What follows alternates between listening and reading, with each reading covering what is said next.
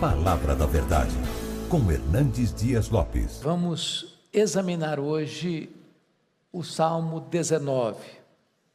Nós estamos fazendo exposição do livro de Salmos, enquanto o pastor Arival está expondo o livro de Êxodo. Então hoje nós vamos contemplar esse belíssimo Salmo 19. Eu peço que você abra sua Bíblia para acompanhar comigo esta leitura.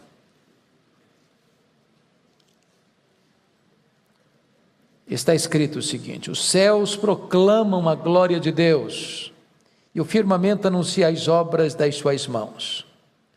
Um dia discursa a outro dia, e uma noite revela conhecimento a outra noite. Não há linguagem, nem há palavras, e deles não se ouve nenhum som. No entanto, por toda a terra se faz ouvir a sua voz, e as suas palavras até aos confins do mundo. Aí pôs uma tenda para o sol, o qual, como noivo que sai dos seus aposentos, se regozija como herói a percorrer o seu caminho. Principia na extremidade dos céus, e até a outra vai o seu percurso, e nada refoge ao seu calor. A lei do Senhor é perfeita e restaura a alma. O testemunho do Senhor é fiel e dá sabedoria aos simples. Os preceitos do Senhor são retos e alegram o coração. O mandamento do Senhor é puro e ilumina os olhos. O temor do Senhor é límpido e permanece para sempre. Os juízos do Senhor são verdadeiros e todos igualmente justos. São mais desejáveis do que ouro, mais do que muito ouro depurado, e são mais doces do que o mel e o destilar dos favos. Além disso, por eles se admoesta o teu servo, em os guardar a grande recompensa. Quem há que possa discernir as próprias faltas? Absolve-me das que me são ocultas. Também da soberba guarda o teu servo, que ela não me domine. Então serei irrepreensível e ficarei livre de grande transgressão. As palavras dos meus lábios e o meditar do meu coração sejam agradáveis na tua presença, Senhor, rocha minha e redentor meu. Amém. Eu quero então conversar um pouco com vocês hoje sobre o tema A Poderosa Voz de Deus. Bom, o mundo conheceu grandes oradores que tornaram-se notórios pelos seus discursos eloquentes, inflamados, profundos. Poderíamos relembrar aqui de Demóstenes, o maior orador grego. Poderíamos recordar aqui Cícero, o grande orador romano.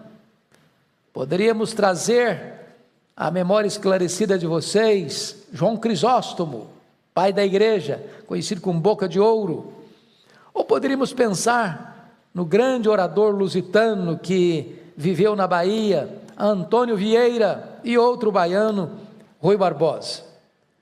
Esses foram notórios, grandes oradores. Mas certamente ninguém na história da humanidade consegue superar o próprio Deus na sua eloquência. E esse salmo trata da eloquência de Deus, da poderosa voz de Deus.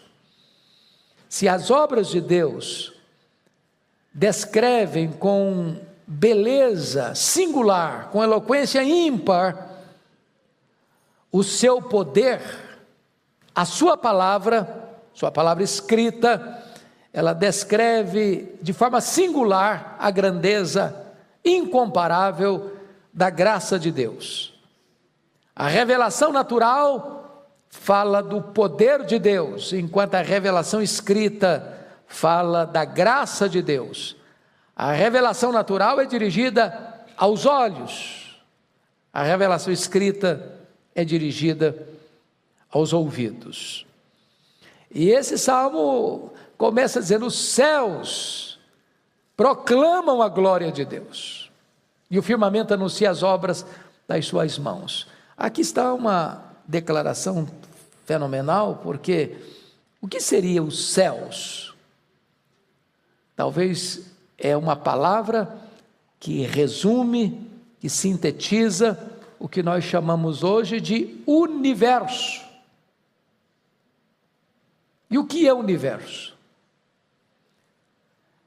A Bíblia nos fala que no princípio criou Deus os céus e a terra. Está falando aqui de espaço, está falando aqui de matéria, está falando aqui de tempo. Hoje nós sabemos quão vasto é o universo. Quanto mais a ciência avança, mais extasiados ficamos com a grandeza incomparável do nosso Deus. Este universo tão vasto, tão insondável, com leis tão precisas, com movimentos tão harmônicos, é hoje sabido, tem mais de 93 bilhões de anos-luz de diâmetro, e tudo isso Deus criou para o louvor da sua glória. A matéria não é eterna, o mundo não surgiu espontaneamente, o mundo não é resultado de uma mega explosão cósmica, o mundo não é fruto de uma evolução de milhões e milhões de anos, o mundo foi criado pela palavra onipotente do Deus Todo-Poderoso. Então, nós temos aqui duas testemunhas de Deus. Primeiro, a natureza. Segundo, as Escrituras. A primeira revelação dirigida aos nossos olhos. A segunda revelação escrita dirigida aos nossos ouvidos. Então vamos olhar esse salmo preciosíssimo, com a Bíblia aberta comigo. Primeiramente vamos olhar aqui, são duas visões claras, do verso 1 ao verso 6, a revelação natural, do verso 7 ao 14, a revelação especial. Então, olhemos em primeiro lugar a voz de Deus que emana da revelação natural. Primeiramente, é uma revelação clara. Olha o verso 1 comigo. Os céus proclamam a glória de Deus, e o firmamento anuncia as obras das suas mãos. Então, quando ele está falando céus, está no plural, ele está falando desse céu que você enxerga, ele está falando do céu sideral, que somente através de grandes instrumentos de ampliação você consegue ver, e ele está falando do céu, que nós chamamos do terceiro céu, o trono e a habitação de Deus.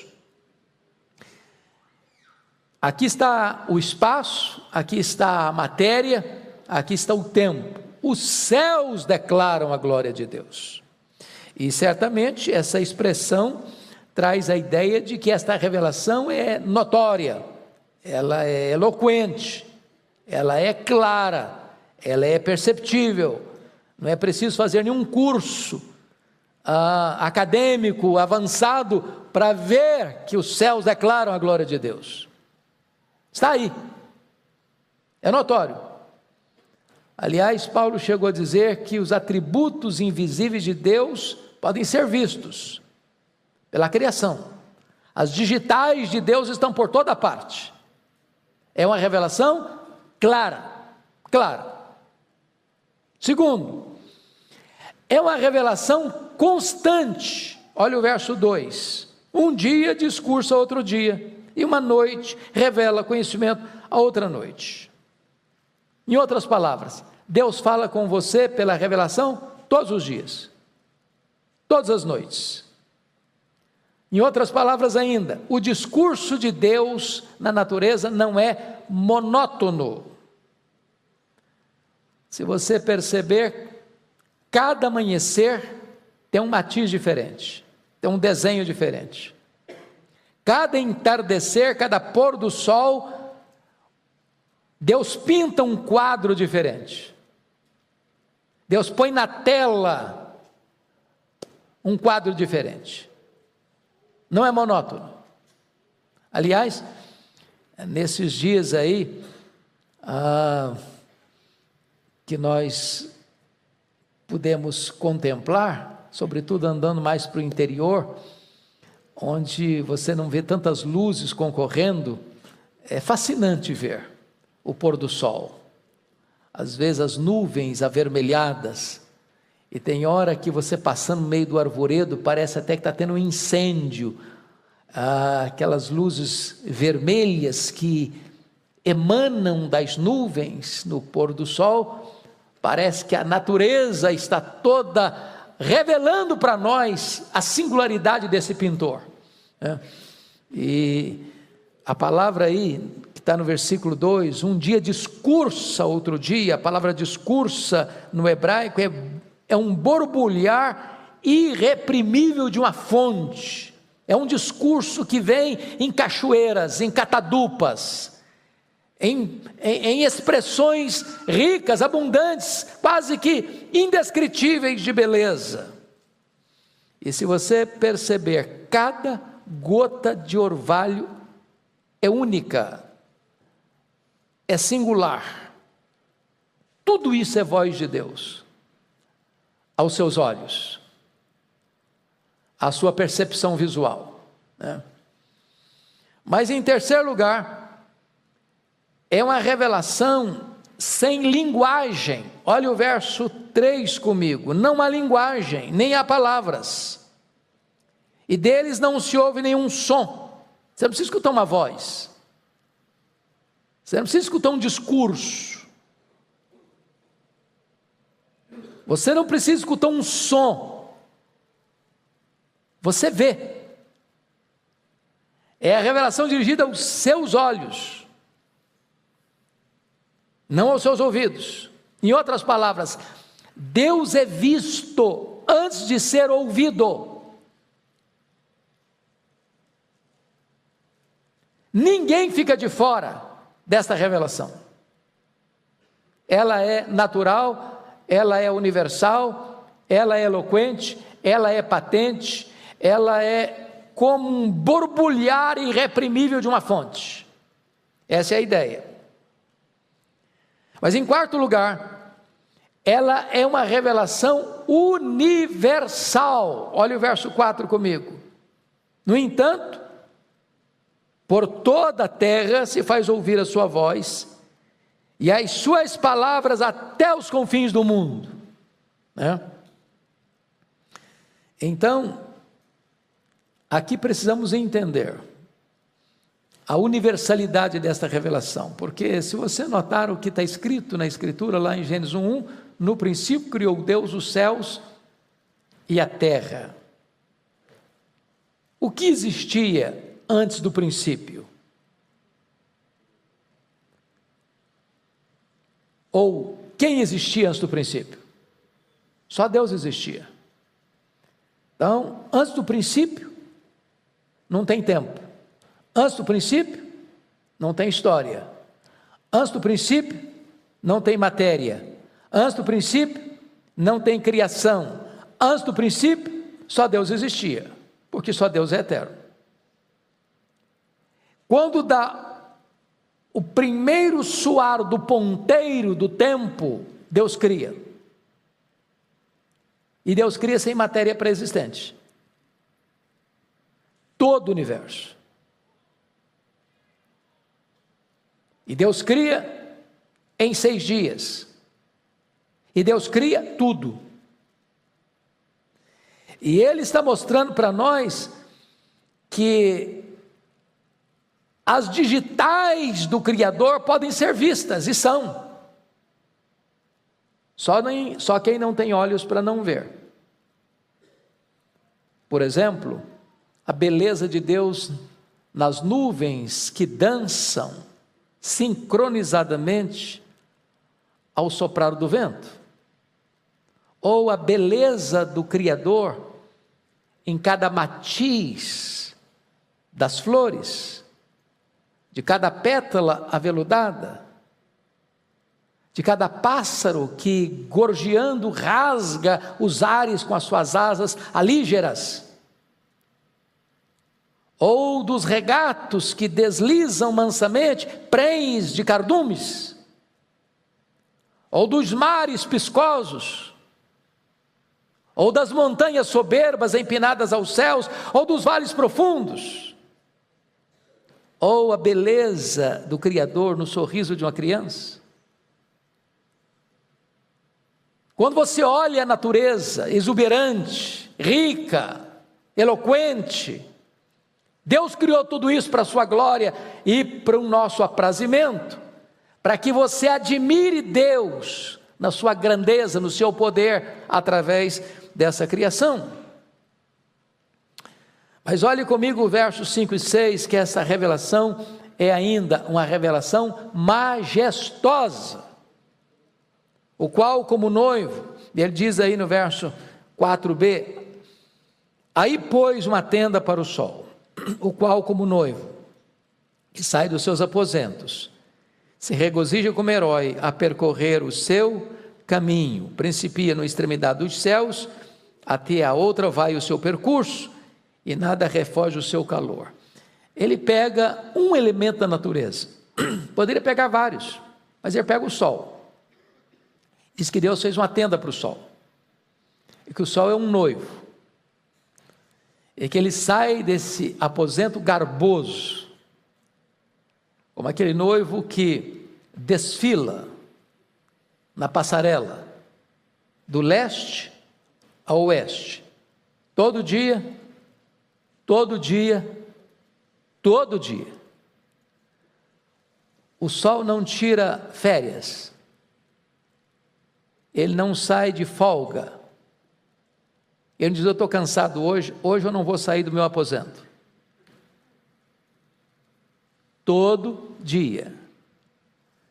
E a linguagem dele, bem diferente do Eclesiastes 1, como se essa viagem que ele faz do leste ao oeste, do leste ao oeste, do leste ao oeste, do oeste ao leste, e vai e volta, como se fosse algo enfadonho, como se fosse algo cansativo, como se fosse uma rotina pesada. Não, a linguagem que ele usa agora é outra, é de um noivo, garboso, que sai do seu aposento, e faz esse belíssimo percurso, principiando numa extremidade dos céus, até a outra vai o seu percurso. Ele diz: nada refoge ao seu calor. Você e eu somos bafejados por esse calor, e se ele não existisse, nós morreríamos. Você depende dele, você depende da fotossíntese que ele produz, você precisa do calor para viver, da luz para sobreviver. Então, a linguagem de Davi aqui, irmãos, é uma linguagem belíssima, riquíssima, da revelação natural de Deus. Eu não sei se você é alguém que admira a natureza, aprecia a natureza, vê Deus na natureza. Quando Nicolau Copérnico fez a afirmação surpreendente e revolucionária de que o mundo não era heliocêntrico, não era geocêntrico, mas heliocêntrico, isso criou uma revolução na época, né? Porque a igreja se sentia dona da ciência, e ele não pôde se expressar, não pôde se declarar, para não ser morto pela Inquisição na época. E o seu discípulo Galileu Galilei foi preso por afirmar isso, que não era o sol que girava ao redor da terra, mas a terra girava ao redor do sol, embora na linguagem poética de Davi, num período pré-científico, afirmou aquilo que a gente vê todo dia, né? Os nossos olhos vê o sol nascendo e se pondo, o sol nascendo e se pondo. A gente não consegue ver a terra girando. Já viu a terra girar debaixo dos seus pés? Então, ao ser preso, a Inquisição exigiu dele que ele negasse que a terra girava ao redor do sol. Eu disse: eu nego, mas que gira, gira. E alguém pergunta: me dê uma evidência da existência de Deus. Ele olhou para uma palha seca e disse: essa palha seca prova para mim, insofismavelmente, que Deus existe. Você não precisa olhar para uma palha seca para provar que Deus existe. Você olha para o sol, você olha para a lua, você olha para as estrelas, você olha para a natureza, você olha para o seu irmão, você olha para as flores, para as borboletas, para os pássaros, para os rios, para os mares, para os astros, para o cosmo. Tudo isso é revelação de Deus. Mas agora, dos versos 7 ao 14, ele faz uma transição belíssima da revelação natural para a revelação especial, da natureza para a palavra, da revelação aos olhos para a revelação aos ouvidos, do poder de Deus para a graça de Deus. Então vamos ver a voz de Deus que emana agora da revelação escrita. E a primeira coisa que o salmista vai mostrar para nós, meus amados irmãos, são as qualidades excelentes da palavra de Deus. Confira comigo aí nos versos 7 a 9. Primeiro ele diz no verso 7, a lei do Senhor é perfeita. Então só um pouquinho, ele vai usar a expressão lei no verso 7, no mesmo verso 7 ele vai usar testemunho, no verso 8 ele vai usar preceitos, e vai usar a palavra mandamento. No verso 9 vai usar a expressão o temor do Senhor e os juízos do Senhor. Todos esses termos significam a mesma coisa, a palavra de Deus, certo? Então tá bom. Então a primeira qualidade excelente da palavra de Deus, que ela é o que aí no verso 7? Ela é o que? Perfeita. E o que quer dizer com isso? Quando você diz que a palavra de Deus é perfeita, o que você está querendo afirmar com isso? Que ela não tem o quê? Erros, equívocos, contradições. A palavra de Deus é inspirada, inerrante, infalível, suficiente. Ela não precisa de atualização, ela não precisa de ressignificação. Ela é o quê? Perfeita. Se ela é perfeita, de onde ela procedeu? Obviamente tem que ser de Deus, porque se foi o homem que produziu, então tem defeito. Porque o homem é o quê? Falível. A mente que concebeu a Bíblia é divina. Por isso é um livro inspirado, escrito por homens, inspirado por Deus. Concebida no céu, nascida na terra. Ela é perfeita. Segunda coisa que o texto diz aí no verso 7, que ela é mais o quê? Ela é fiel. Quando diz que a Bíblia é fiel, o que ela está querendo dizer? Que o que Deus fala, Ele cumpre. Em outras palavras, ela é digna de inteira aceitação e de plena confiança. Aqui está algo maravilhoso para nós, irmãos. Promessa de Deus e realidade são a mesma coisa. Porque Deus nunca falou algo, deixou de cumprir. Ele vela pela sua palavra em a cumprir. Em todas as suas promessas nós temos o sim, nós temos o amém. Logo esta palavra é fiel. Fiel, você pode crer. Deus não falha, Deus não erra, Deus não cochila. Deus não deixa nenhuma palavra sua cair por terra, nenhum tio vai passar. Isso é maravilhoso, maravilhoso. Mas olha o verso 8, olha a característica da palavra. Os preceitos do Senhor são o quê? São retos. Os preceitos do Senhor são retos. Ela é também nesse sentido, a ideia é de justa, reto no sentido de justo. Justo em que sentido? Deus, a palavra é reta e justa no sentido de que tudo que Deus fala sobre Deus é verdade, e tudo que Deus fala sobre você e eu também é verdade. Deus não maqueia, Deus não doura a pílula, Deus não fantasia, Deus não faz propaganda falsa, nem sobre Ele, nem sobre nós. A realidade é nua e crua, é honesta, é justa, é verdadeira, é reta. Mas a quarta virtude das Escrituras está aí no verso 9, 8 ainda. O mandamento do Senhor é o quê? Puro. puro. A palavra é pura no sentido de que não tem nenhuma contaminação. Não tem nada nela que você, não, isso aqui tem que ir devagar, isso aqui não é bem assim. Isso aqui é um exagero, isso aqui é uma falta. Mas ela não é só pura, ela purifica. De que maneira poderá o jovem guardar puro o seu caminho? Observando-o segundo a tua palavra.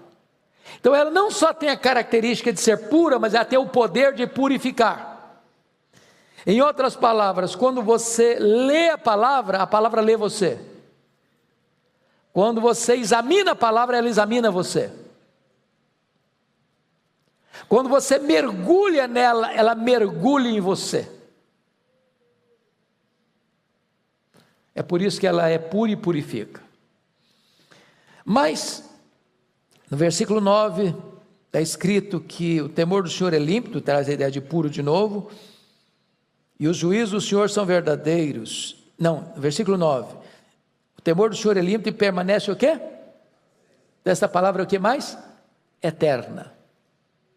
Oh, meus irmãos, isso é maravilhoso, sabe por quê? Porque, veja bem, nós temos de vez em quando surgindo as correntes filosóficas, né? Você tem aí o racionalismo, o iluminismo, o empirismo, o positivismo, o existencialismo, e tantas outras correntes que vão surgindo, né? Vão surgindo. Aí levanta um filósofo e propõe uma ideia, e outro levanta outro filósofo e propõe outra ideia combatendo aquela, e aí nós vamos trocando de filosofias ao longo da história. A humanidade vai abraçando uma, rejeitando outra, abraçando uma, rejeitando outra. Levanta alguém e diz, não, agora a Bíblia acabou, porque levantou alguém aí, levantou uma tese, levantou uma proposta, inventou uma teoria que vai desbancar a Bíblia. E aí essas filosofias entram em colapso, os pensamentos se perdem na poeira do tempo, os pensadores são esquecidos, e a Bíblia continua sendo o quê? A mesma.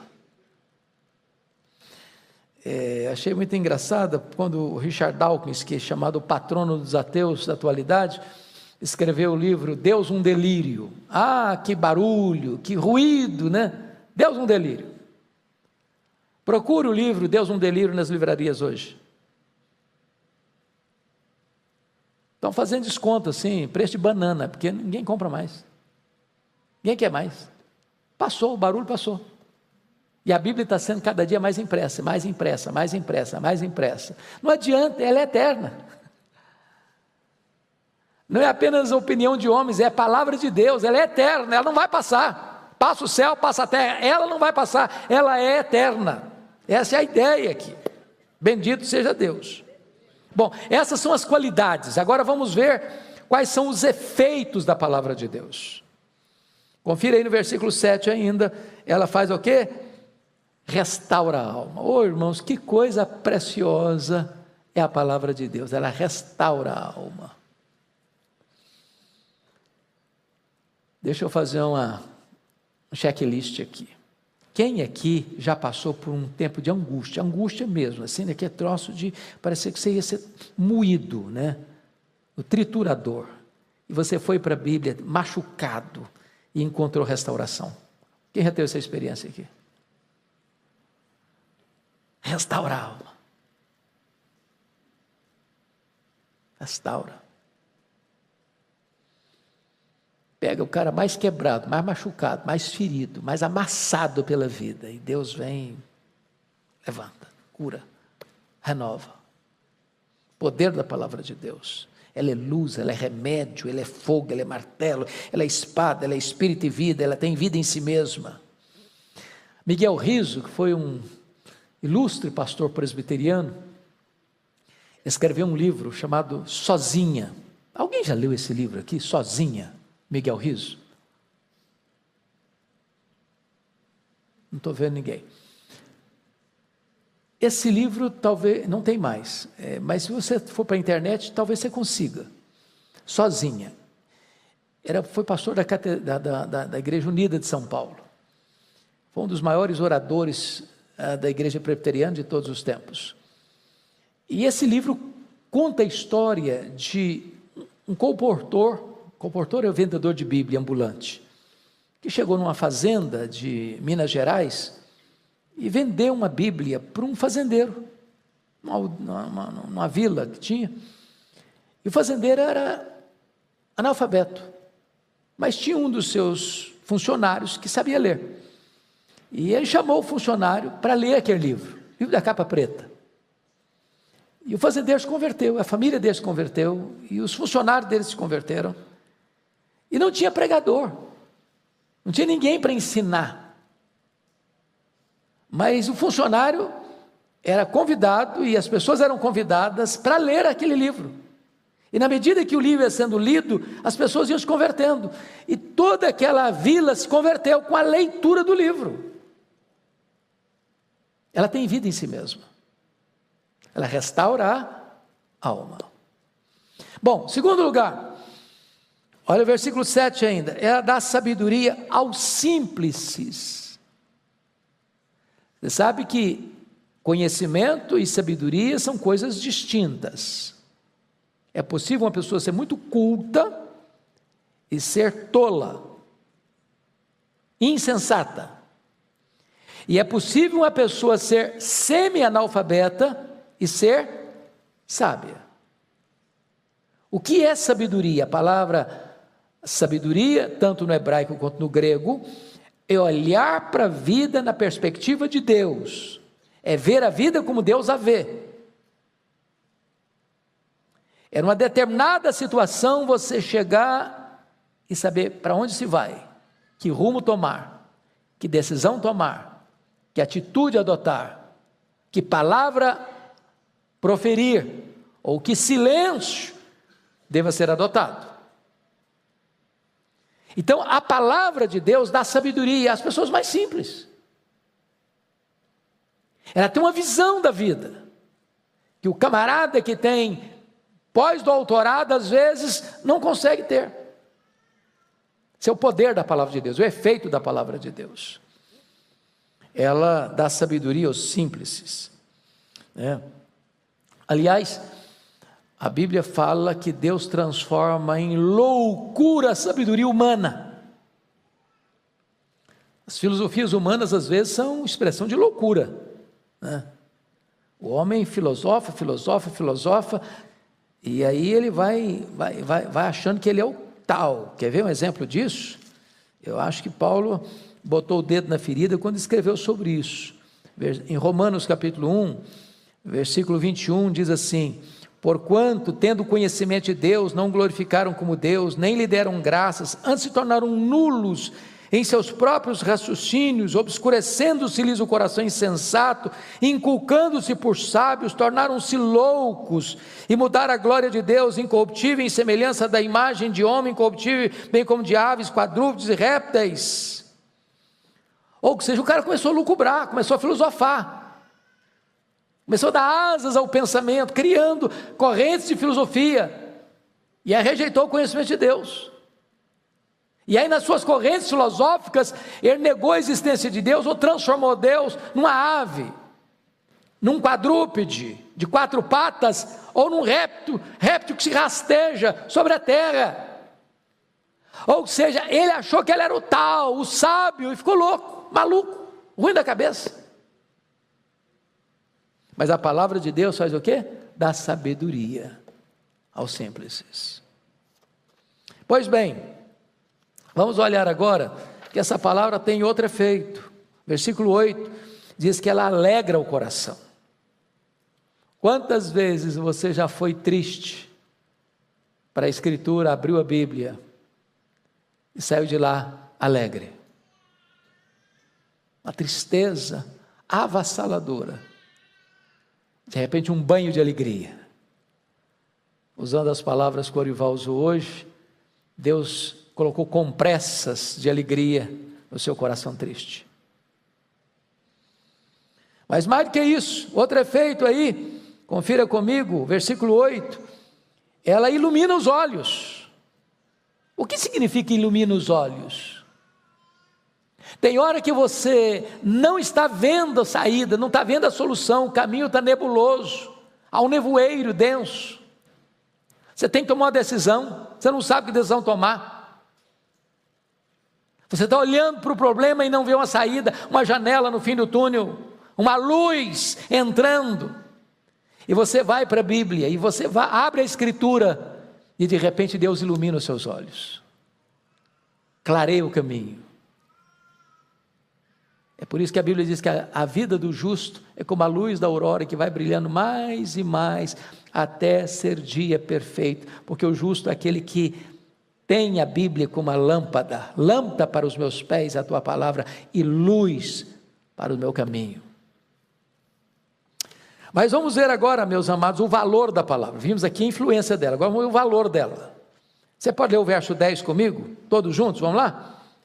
São mais desejáveis do que ouro, mais do que muito ouro depurado, e são mais doces do que o mel destilar dos favos. Então ele usa aqui duas metáforas, a metáfora do ouro depurado, que não é ouro só, não é ouro depurado, ouro fino, ouro puro, ouro nobre, ouro da melhor qualidade, e usa o alimento mais conhecido da época, sobretudo em Israel, ou melhor, que é o mel. Então ele vai dizer que a palavra é melhor do que riqueza, e a palavra é melhor do que alimento.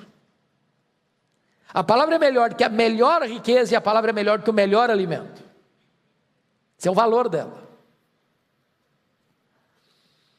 O homem pode ter riqueza, se ele não tem o discernimento da Escritura, da palavra, ele pode, com toda aquela riqueza, mergulhar sua alma num pântano de desespero, de loucura. Vocês acham que os homens ricos e os mais ricos, sem Deus, eles encontraram o sentido da vida? Quantas pessoas riquíssimas dão um tiro na cabeça? Quantas pessoas riquíssimas promovem as causas mais perversas? Quantas empresas multinacionais poderosíssimas promovendo causas que destroem e não causas que edificam? Mas se você tem o conhecimento da Escritura, isso é melhor que dinheiro. O dinheiro não faz o homem em si mesmo feliz, mas conhecer a palavra sim. O dinheiro em si mesmo não constrói uma família bem-sucedida, mas a palavra sim. Ela é melhor que riqueza. Você pode ter a sua casa farta de carnes nobres, e a sua casa ser um inferno. Mas se você tem a palavra, você pode ter um prato de hortaliças e ter paz. Melhor do que alimento. Não é retórica não, isso é fato. É fato. Você já foi numa casa de chão batido e a pessoa tinha na mesa um arroz com feijão e um ovo frito, e você saboreou aquela comida como um banquete, porque havia harmonia, alegria naquela casa? Você já foi convidado para as casas mais ricas, com porcelanas caras, com talheres de prata, com guardanapos de linho finíssimo, e você percebeu que naquela casa havia um clima de guerra, um ambiente pesado? Essa é a ideia. A palavra de Deus é melhor do que dinheiro, e a palavra de Deus é melhor do que o alimento mais saboroso. Mas vamos ao último ponto dessa mensagem, que é o poder da palavra de Deus. Versos 11 e 12. Em primeiro lugar, a palavra tem o poder de desvendar os nossos pecados ocultos. Olha, pode ler o 11 e 12 comigo, vamos lá? Além disso, por eles, se admoesta o teu servo, em os guardar a grande recompensa. Quem há que possa discernir as próprias faltas? Absolve-me das que me são ocultas. Primeira coisa, amados irmãos, a palavra tem esse poder de desvendar os nossos pecados ocultos. Há pecados que nós cometemos e nem sabemos que cometemos. A gente nem sabia que aquele negócio era pecado. À medida que você vai lendo a Bíblia, Deus vai convencendo você, porque você vai tendo mais entendimento, mais compreensão de quem é Deus, do que Ele requer de você, do padrão de vida que Ele tem para você. Então preste atenção nisso.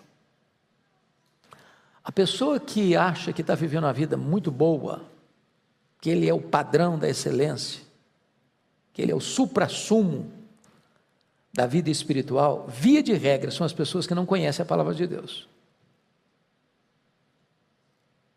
Ninguém consegue ser um estudioso verdadeiro da Bíblia, não no sentido técnico, acadêmico, mas no sentido devocional,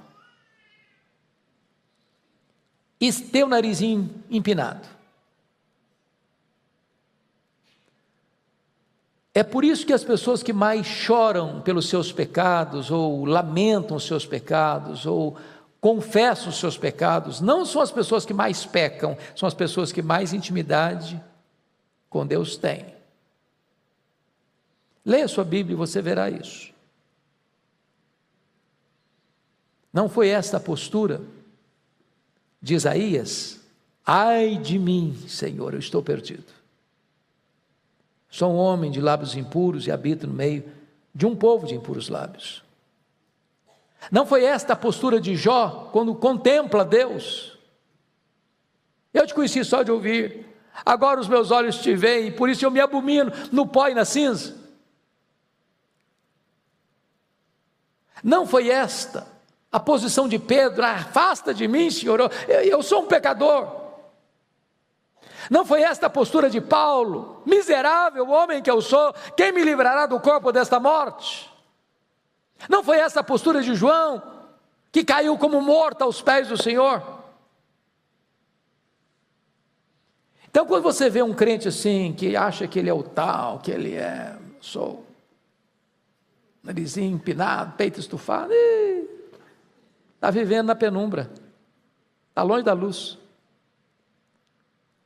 Se você apagar a luz e virar escuro aqui, você pode tornar uma lata de piche no chão, ninguém vai ver. Mas se você acender a luz, até essa parede branca aí, você vai ver impureza nela.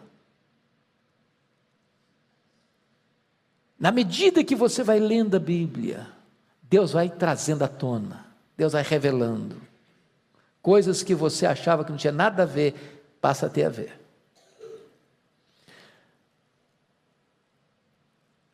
A Bíblia tem esse poder, amados irmãos, de nos ler. É por isso que Moody tinha gravado na capa da sua Bíblia uma frase que devíamos talvez até botar na nossa também.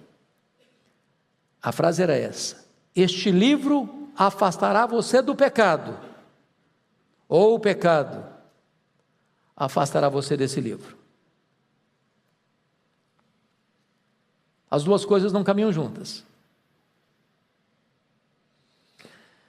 Mas não apenas a Bíblia revela ou desvenda os nossos pecados ocultos, mas a palavra de Deus revela também o nosso orgulho. Olha o versículo 13. Também da soberba guarda o teu servo, que ela não me domine.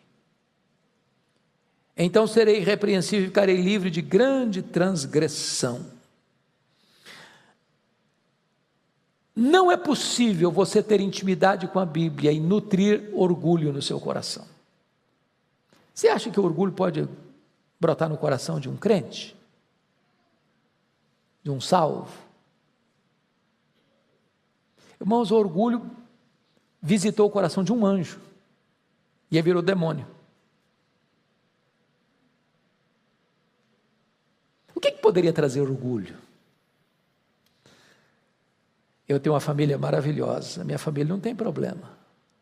criei meus filhos educados, estudaram, foram bem-sucedidos. Aí o cara começa a achar que ele é o cara. E os filhos são assim porque ele é assim. Você conhece crente piedoso que tiveram filhos problemáticos? Joga pedra não. Joga pedra não. Não, eu sou um cara bem-sucedido na minha vida financeira porque eu sei fazer negócio, sou inteligente, sou articulado. Coitadinho está ralando porque você quer tomar um banho na minha água. Aí o cara fica todo vaidoso. Não, eu sou um calvinista porque eu tenho uma cabecinha teológica melhor do que os outros, então, entendeu? Eu sou um calvinista reformado. Aí os outros, segunda categoria. Cuidado com a soberba. Cuidado com o orgulho. Você pode ter um orgulho chamado santo, entendeu? Orgulho santo. Você se orgulha de ser um homem de Deus, ser uma mulher de Deus. Se orgulha de ser um homem de oração, uma mulher de oração. E aí Davi está diante do espelho da palavra de Deus: Senhor, me guarda da soberba, me guarda da soberba. Não deixa eu ficar vaidoso não. O que Paulo disse? Eu sou o que sou, porque eu sou melhor que os outros? O que ele falou? Sou o que sou, o quê? Pela graça. Só pela graça. Tudo que eu tenho eu recebi. Então, se eu recebi, não tem nada meu. Eu não tenho que me orgulhar. Baixa a bola. Baixa a crista. Menos. Está claro isso, irmãos? Eu preciso botar a legenda.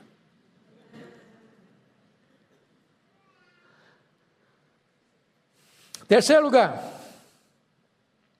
O que a palavra de Deus tem como poder? Ela gera em nós desejos elevados. Olha o último versículo. Ela gera em nós desejos o quê? Elevados. Pode ler o versículo 14 comigo? As palavras dos meus lábios e o meditar do meu coração sejam agradáveis na tua presença, Senhor, rocha minha e redentor meu.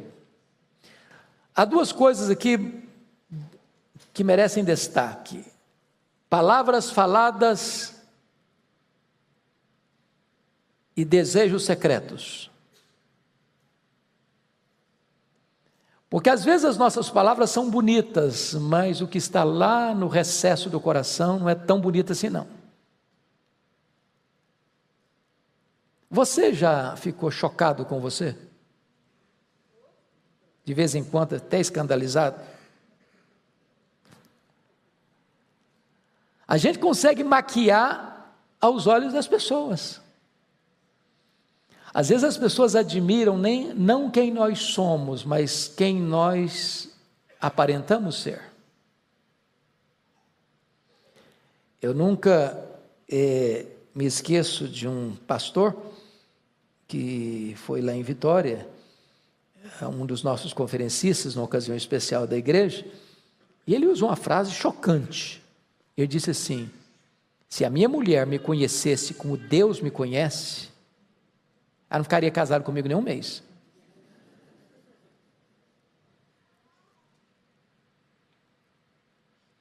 Imagine você se Deus resolvesse projetar na tela ali o que nós cogitamos, ou pensamos, ou sentimos. Hoje são 8, só nessa semana. Você se sentiria confortável aqui dentro? Se Deus botasse isso para fora? Eu sou da roça mesmo, roça assim, da agricultura mais simples. E uma coisa que eu fiz na infância, hoje não se faz mais na minha região, mas era plantar arroz no brejo. Para plantar arroz no brejo, você tem que fazer uma coisa que se chama de virar barro. Ir para o pântano, botar a enxada e virar um negócio, botar a raiz para cima, e ali você planta o arroz.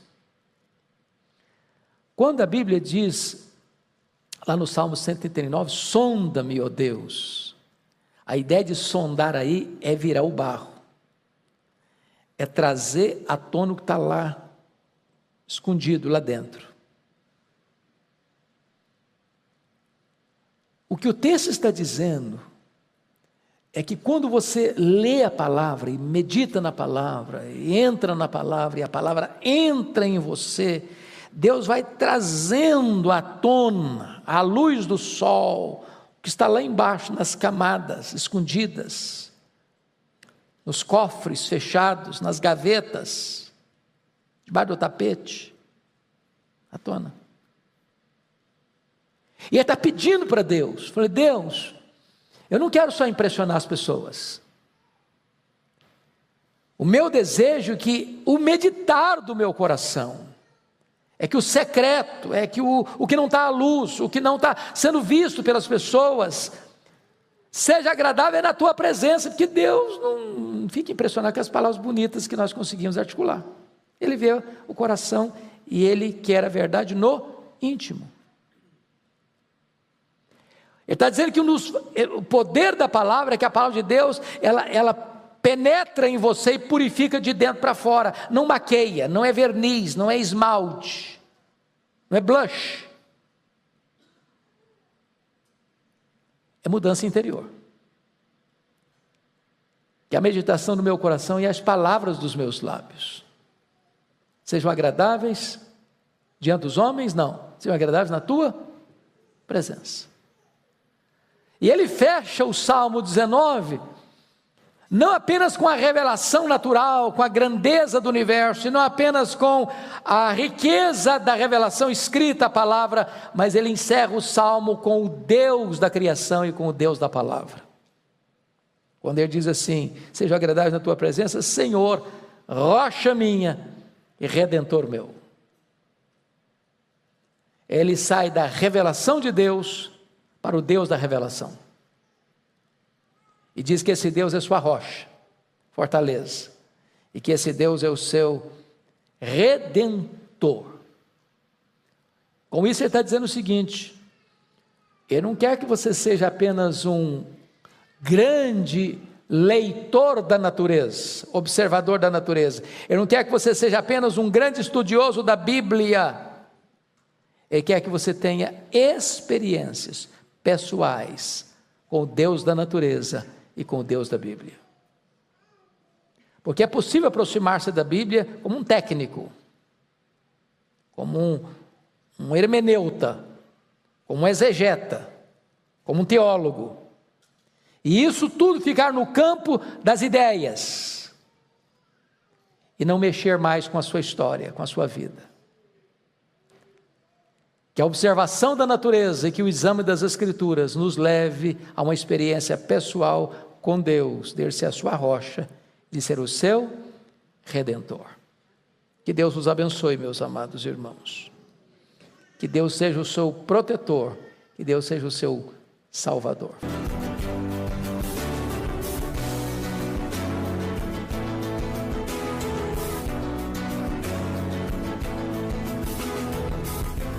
Palavra da Verdade, com Hernandes Dias Lopes.